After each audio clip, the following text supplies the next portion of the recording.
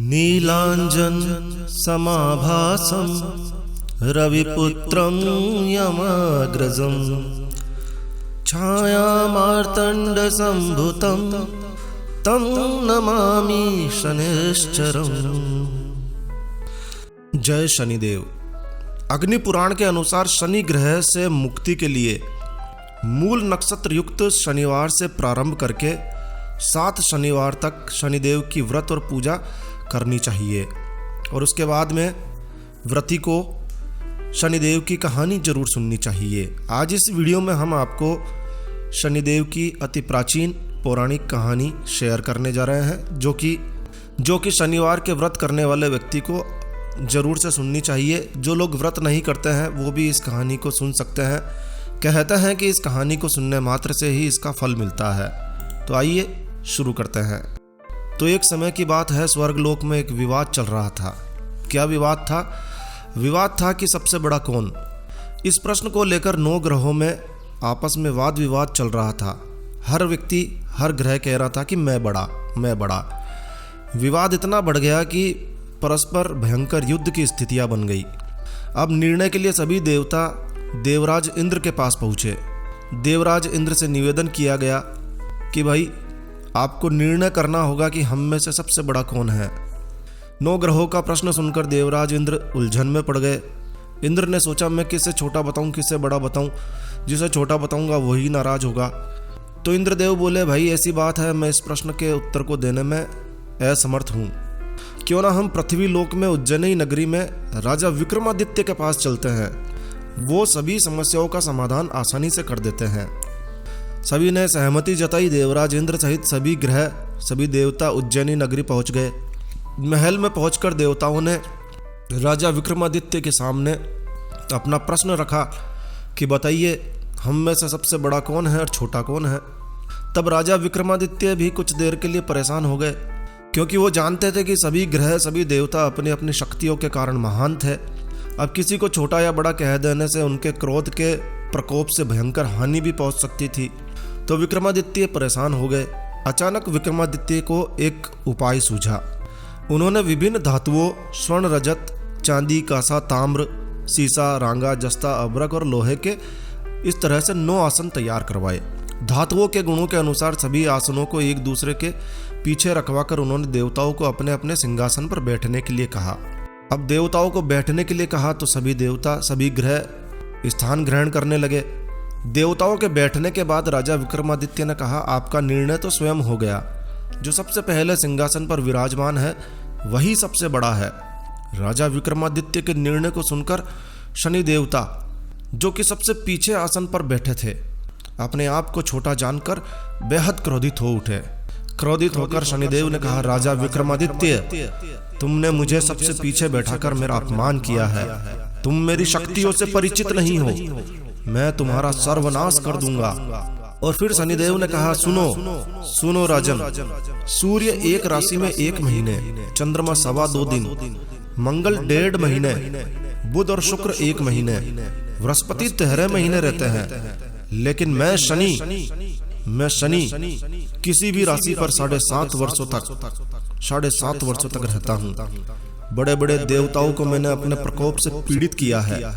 राम को 7.5 के कारण ही वन में जाकर रहना पड़ा और रावण को 7.5 के कारण ही युद्ध में मृत्यु का शिकार बनना पड़ा। राजा अब तू भी मेरे प्रकोप से बच नहीं सकेगा। इसके बाद वहां अन्य ग्रह देवता तो प्रसन्नता के साथ चले गए, लेकिन शनिदेव बड़े क्रोध के साथ वहां से विदा हुए।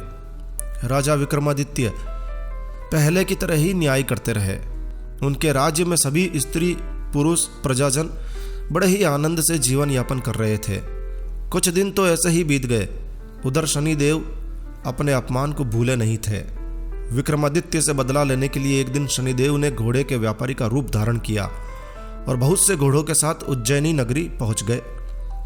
राजा विक्रमादित्य ने राज्य में किसी घोड़े के व्यापारी के आने का समाचार सुना तो उन्हें अपने अश्वशाला के लिए कुछ घोड़े खरीदने थे। तो उन्होंने अश्वपाल को कुछ घोड़े खरीदने के लिए भेज दिया। घोड़े बहुत कीमती थे। अश्वपाल वापस आया और राजा को इस संबंध में बताया कि घोड़े बहुत बेशकीमती है। तब राजा विक्रमादित्य ने स्वयं आकर एक सुंदर और शक्तिशाली घोड़े को पसंद कर लिया। घोड़े की चाल देखने के लिए राजा उस घोड़े पर सवार हुए तो वो घोड़ा बिजली की गति से दौड़ पड़ा। तेजी से दौड़ता घोड़ा राजा को दूर एक जंगल में ले गया और फिर राजा को वहां गिराकर जंगल में ही कहीं गायब हो गया। राजा अपने नगर को लौटने के लिए जंगल में भटकने लगा, लेकिन उसे लौटने का कोई रास्ता नहीं मिला। ये शनिदेव का प्रकोप था। अब राजा को भूख प्यास भी लगने लगी। बहुत घूमने पर उसे एक चरवाहा मिला। राजा ने उससे पानी मांगा। पानी पीकर राजा ने उस चरवाहे को अपनी अंगूठी दे दी और फिर उससे रास्ता पूछकर वो जंगल से निकलकर पास के नगर में जा पहुंचे। राजा ने एक सेठ की दुकान पर बैठकर कुछ देर आराम किया और उस सेठ ने राजा से बातचीत की तो राजा ने बताया कि मैं उज्जैनी नगरी से आया हूँ।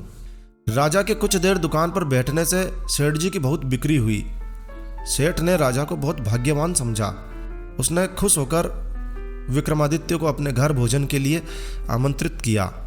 तो राजा विक्रमादित्य को भूख तो लग ही रही थी। वो सेठ के साथ उसके घर चले गए। सेठ के घर में सोने का एक हार खूंटी पर लटका हुआ था। राजा को उस कमरे में छोड़कर सेठ कुछ देर के लिए बाहर चला गया। तभी एक आश्चर्यजनक घटना घटी।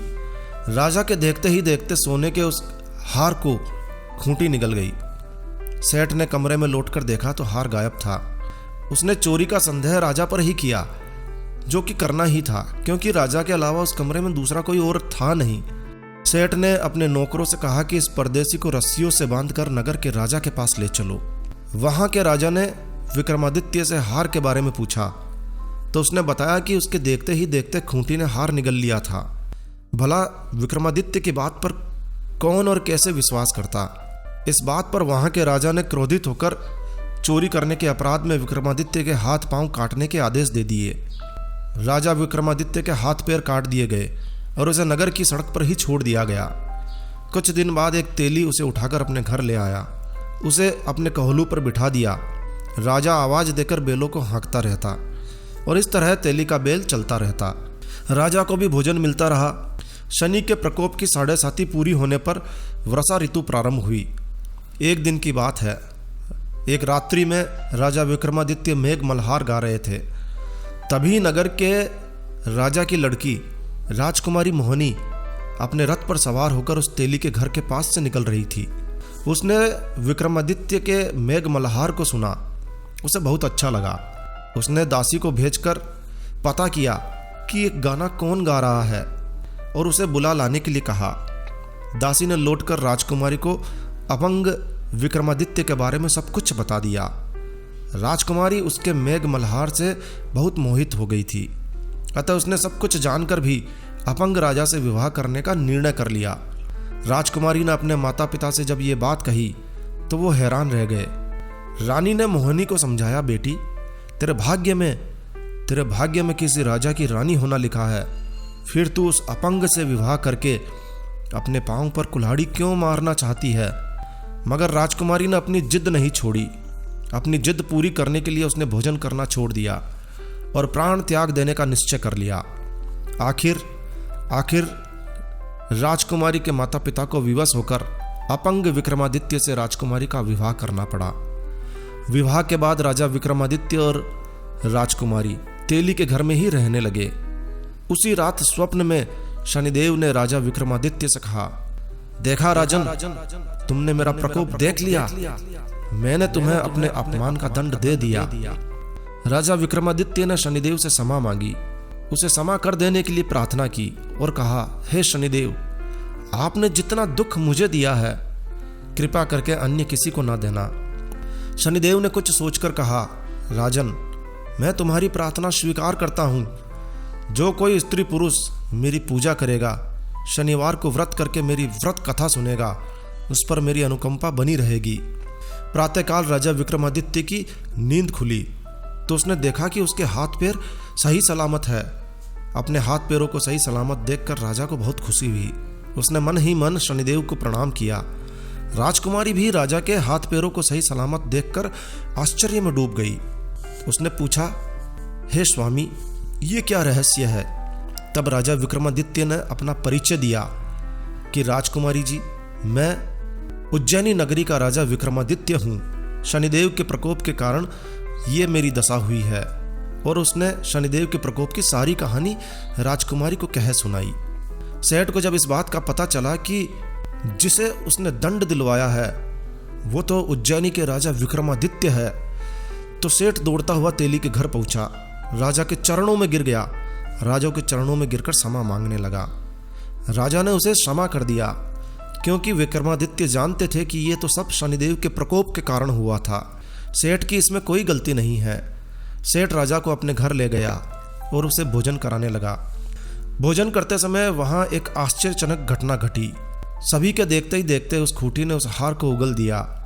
सेठ जी ने अपनी बेटी का विवाह भी राजा के साथ कर दिया और बहुत से स्वर्ण आभूषण, धन इत्यादि देकर राजा को विदा किया। राजा विक्रमादित्य राजकुमारी मोहिनी और सेठ की बेटी के साथ उज्जैनी नगरी पहुंचे तो नगर वासियों ने बड़े ही हर्ष उल्लास के साथ राजा विक्रमादित्य का स्वागत किया। अगले दिन ही राजा विक्रमादित्य ने पूरे राज्य में, पूरे नगर में ढिंढोरा पिटवा दिया, घोषणा करवा दी कि सभी देवों में, सभी ग्रहों में शनिदेव श्रेष्ठ हैं। प्रत्येक स्त्री पुरुष शनिवार को उनका व्रत अवश्य करें और व्रत कथा अवश्य सुने। राजा विक्रमादित्य की घोषणा से शनिदेव बहुत प्रसन्न हुए। शनिवार का व्रत करने और व्रत कथा सुनने के कारण सभी लोगों की मनोकामनाएं पूर्ण होने लगी। शनिदेव की कृपा से सभी लोग आनंद पूर्वक रहने लगे। व्रत के दिन इस कथा को अवश्य सुनना या पढ़ना चाहिए। तो ये थी शनिदेव की अति प्राचीन पौराणिक कहानी। जो भी व्यक्ति व्रत करे उसे इस कथा को अवश्य ही सुनना चाहिए। चाहे तो इस वीडियो को चलाकर आप हर शनिवार इस कथा को सुन सकते हैं। तो बस इस वीडियो को यहीं विराम देते हैं। तो दोस्तों, यह वीडियो, यह जानकारी, यह कहानी आपको अच्छी लगी हो, यूज़फुल लगी हो तो कृपया लाइक के बटन पर जरूर क्लिक कीजिए। और यदि आपने हमारा ये चैनल सब्सक्राइब नहीं किया हुआ है तो कृपया चैनल सब्सक्राइब कर लीजिए, क्योंकि इस चैनल पर हम लेकर आते हैं आपके लिए तरह तरह की धार्मिक जानकारियाँ, होम रेमेडीज, होम टिप्स और टेक्निकल नॉलेज। तो सब्सक्राइब करने पर आपको हमारे नए वीडियोस की अपलोड्स लगातार निरंतर मिलती रहेगी। तो अभी सब्सक्राइब के लाल बटन पर क्लिक करके चैनल सब्सक्राइब कर लीजिए। और हाँ दोस्तों, सब्सक्राइब करने के तुरंत बाद घंटी के बटन पर भी अवश्य क्लिक कीजिए। तो एक नया वीडियो, एक नई जानकारी लेकर मैं आपका दोस्त नरेंद्र अग्रवाल फिर मिलूंगा। तब तक के लिए stay healthy, stay happy. Thank you for watching my video. Thanks. जय श्री राम, जय हनुमान, जय जय शनिदेव।